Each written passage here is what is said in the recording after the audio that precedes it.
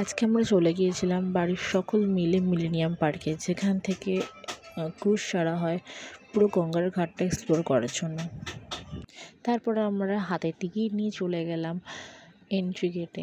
আস্তে আস্তে এন্ট্রি করলাম, তারপরে তো ভিউটা দেখে জাস্ট অবাক হয়ে গেলাম। অ্যাম্বিয়েন্সটা ব্যাপক ছিল। তারপর আমরা ক্রুজের মধ্যে উঠে একটা ভালো প্লেস খোঁজার চেষ্টা করলাম, বাট ব্যাড লাক, প্লেসটা পেলাম না, সবই ভরে গেছিলো প্রায়। তারপরে লাস্টের দিকে বসতে হলো আমাদের। তারপর যখন ওপরে উঠলাম, ও ভিউটা জাস্ট অসাম ছিল। এতটা শান্তির জায়গা মানে বলে বোঝানো যায় না।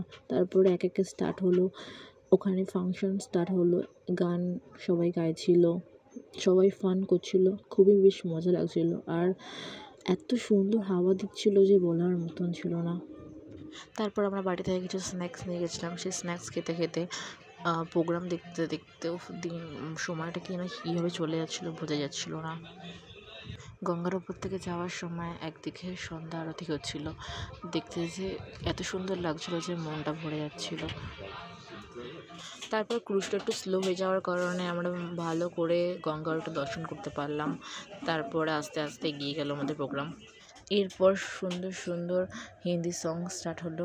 এর ছোট্ট একটা ক্লিপ তোমাদের সাথে শেয়ার করি।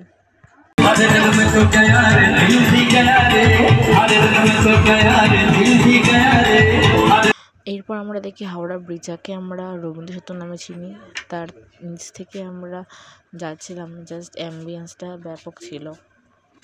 জলের ওপর থেকে হাওড়া ব্রিজটাকে দেখতে ব্যাপক লাগছিল, আর তার মধ্যে আবার রাতের বেলার ভিউ জাস্ট অসাম ছিল, কিছু বলার নেই।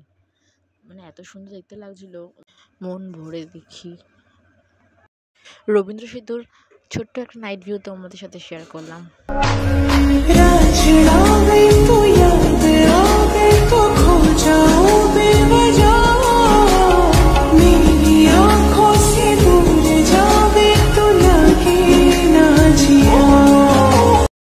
এরপর গানের তালে তালে শুরু হয়ে গেল নাচানাচি। কিছু আন্টিরা সবাই মিলে একসাথে নাচানাচি স্টার্ট করে দিল। দেখার পর আমার বোনিও শুরু করে দিল নাচানাচি, তার সঙ্গে আমিও তালে তালে মিলিয়ে দিলাম একটু।